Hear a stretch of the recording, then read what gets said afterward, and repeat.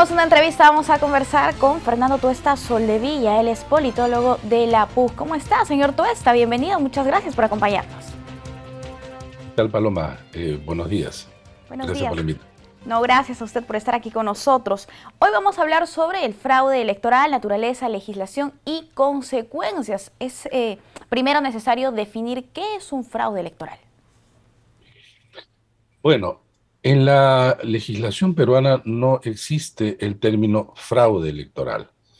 Sin embargo, es un término evidentemente muy usado y en realidad se trataría de un conjunto de eventos, procesos que están articulados por, a su vez, un grupo de gente que quiere alterar la voluntad popular expresada en las urnas.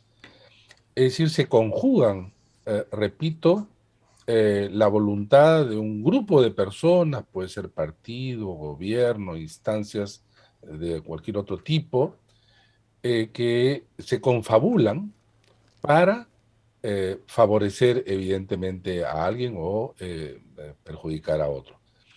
Y entonces a esto en general se le llama fraude electoral. Es decir, se altera, en pocas palabras, la voluntad popular expresada pues, en las urnas. En la historia del Perú, ¿nosotros hemos tenido fraudes? Sí, en realidad, eh, uno de los aspectos que ayuda a combatir el fraude fue la propia creación del Jurado Nacional de Elecciones en 1931.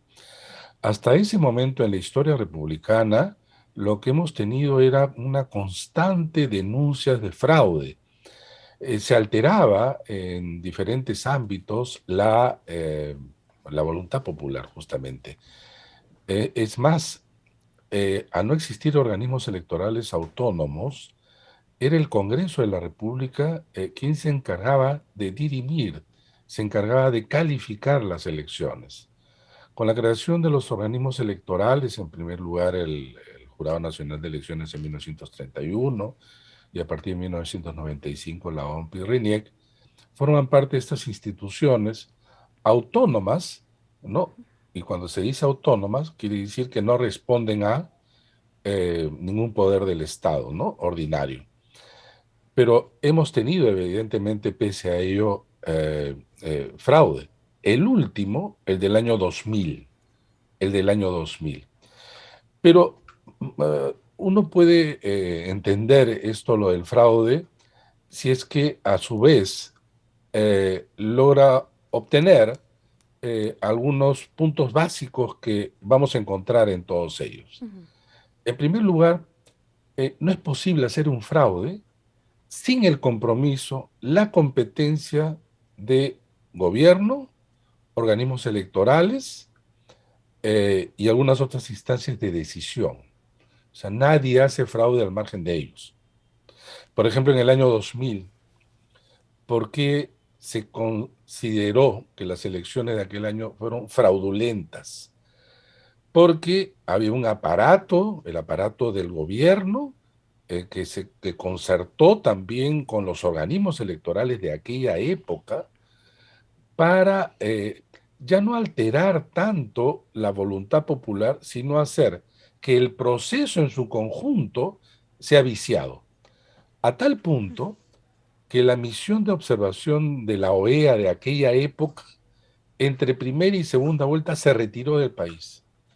Esto es un hecho inusitado, esto no ha ocurrido así nada más, eh, marcando distancia de lo que era un proceso alterado en todas sus reglas, en todo su proceso. Y sin embargo, a la caída del régimen y convocado a nuevas elecciones para el 2001, en donde personalmente tuve la oportunidad de dirigir la OMP en aquella época, se sentaron las bases para para la recuperación de los organismos electorales. Entonces, a lo largo del siglo, lo que hemos tenido son elecciones no cuestionadas, pero a su vez con un conjunto de ajustes a la legislación electoral y a los procedimientos para que los resultados sean, repito, incuestionables. Ujú. Bueno, hasta los del año pasado, ¿no? Claro. Señor Tuesta, ¿quién determinaría si es que existiría algún tipo de fraude o no? ¿Cómo se determina esto? Bueno, a ver, hay varios niveles y capas, digamos, ¿no? En primer lugar, lo que se tiene que entender es que un proceso electoral es un conjunto de eventos que tienen plazos preclusivos. Es un conjunto de etapas que se interrelacionan para terminar el día de la jornada electoral. En las legislaciones en general y la nuestra en particular, en cada una de las etapas, los actores que compiten, vale decir, candidatos y partidos, les asiste el derecho de no solamente estar presente, no solamente observar, tener testigos, en los que acá se llama personeros, en otros países testigos, de todo el procedimiento y tienen también plazos para poder impugnar, para solicitar una serie a través de una serie de mecanismos para que eh, ese candidato y el partido sientan que sus derechos están pues protegidos, ¿no? Ujú. Y entonces, a lo largo del proceso, repito, hay muchos momentos. Pero claro, hay un momento que es clave, el día de la elección, ¿no es cierto? El día de la elección. Y entonces, el día de la elección, todos los partidos tienen el derecho de inscribir un candidato, perdón, un personero. Y el personero, según la propia ley, les asiste el derecho de impugnar o dar cuenta de un hecho efectivamente fraudulento, ¿no? Pero hay mecanismos, ¿no? Por ejemplo, cuando una persona que no es parte de la mesa quiera votar, ¿no? O que un voto es impugnado en el momento en que se quiere introducir la lámpara, y entonces ese voto se separa, ¿no? O hay algún hecho de violencia, por ejemplo, contra la mesa, contra el local. Entonces hay distintos momentos en donde las distintos personeros, ¿no? Van dando cuenta. Y entonces es muy difícil que se produzca un fraude, porque un fraude requiere, repito, la concertación de quienes están y tienen en sus manos el desarrollo del proceso. Eso implica comprometer a mucha gente. Ujú. Y tú sabes, como haciendo el símil, ¿no? No hay pues crimen perfecto con tanta gente, Ujú. ¿no?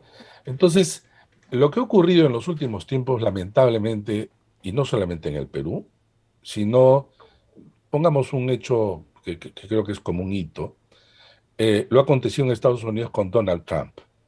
Donald Trump, desde antes de la elección, hablaba de fraude. Si él no ganaba, era fraude. Como en otros países, como en Brasil, estamos escuchando al propio presidente de la República que tentaría la reelección, que habla de fraude. Y acá también hubo lamentablemente candidatos que hablaban con antelación de fraude. En un país como el nuestro, en Latinoamérica en general y Perú en particular, un país que obviamente muchas instituciones están, digamos, cuestionadas, no han respondido, hay una desconfianza en general, ¿no? Entonces, cuando hay una campaña, que es lo que vivimos, hay mucha gente que cree entonces, cree lo que le muestran y además porque estos procesos electorales y lo que concierne a él es pues muy especializado, ¿no? Ujú. Eh, y en un mundo a su vez de fake news, de información o desinformación, todo esto pues crea un clima bastante viciado, ¿no? En relación a este término que es fraude. Y para terminar, y disculpa la ampliación de la respuesta, decir lo siguiente. No existe ningún país en donde se hayan producido fraude que los organismos internacionales, de misiones internacionales a su vez, de observadores nacionales, otras instituciones, no digan que hubo fraude. Ujú. Bien, Por ejemplo, en los últimos tiempos, lo que ha pasado en las últimas elecciones en Nicaragua, absolutamente desconocidas por todos los organismos claro que electorales. sí. En el caso nuestro, eso no ocurrió. Ujú. La comunidad internacional alerta en todo caso. Señor Tuesta, Nacional ahora, también. ligeramente uno en este país y en otros países puede salir a los medios de comunicación, puede salir libremente y decir que ha existido fraude y que no exista una sanción para tal persona. Mm, claro, en nuestro país no existe, digamos, medidas de esa naturaleza, ¿no? Ujú. Desde orden público, incluso desde orden privado. Lo que ha ocurrido, por ejemplo, en Estados Unidos es que no, repito, no desde el ámbito público, sino desde el ámbito privado, por ejemplo, lo que hicieron es eh, mm, eh, sancionar a Donald Trump Ujú. con sus cuentas de redes sociales, ¿no? Twitter, Facebook, Instagram, en fin, ¿no? Porque él cargaba, pues, de mentiras, desinformaba y peor, ante una situación de fraude, tú lo que estás diciendo es que los otros, el partido, el gobierno, lo que fuera, o los otros candidatos, están cometiendo un delito electoral y están asusando también a sus seguidores a no solamente protestar, sino sentirse ellos también engañados. Y por lo tanto pueden desatarse también, como que se desató en Estados Unidos, actos de violencia.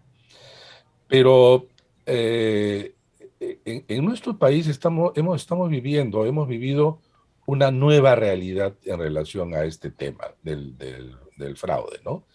Porque como repito, el último, el del 2000, eh, todos los organismos internacionales, las instancias nacionales también de observación, sociedad civil, etcétera, cuestionaron esa elección.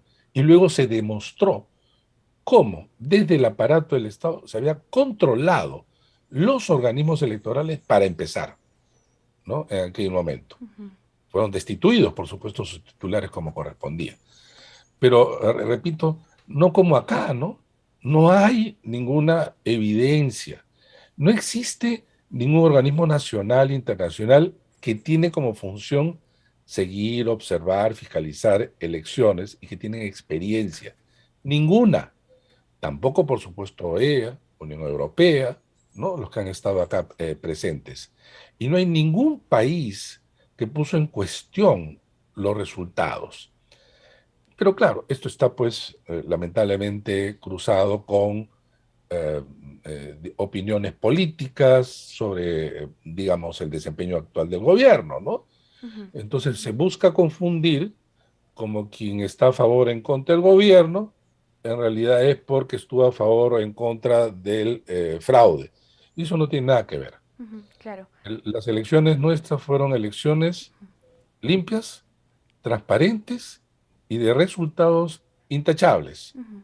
Así es. Lo que resulta de ello, vale decir, un presidente, un congreso, no corresponde, me refiero al desempeño, atribuírselos a los organismos electorales para empezar. De ninguna manera, aquí ni en ninguna parte. Ujú. Así es, señor Tuesta. Ya para finalizar con esta entrevista, cabe resaltar que la Fiscalía ha archivado estas denuncias sobre presuntas irregularidades, ¿no? Entonces, es como que esto respalda lo que siempre se ha dicho en contra de este discurso de fraude en el país.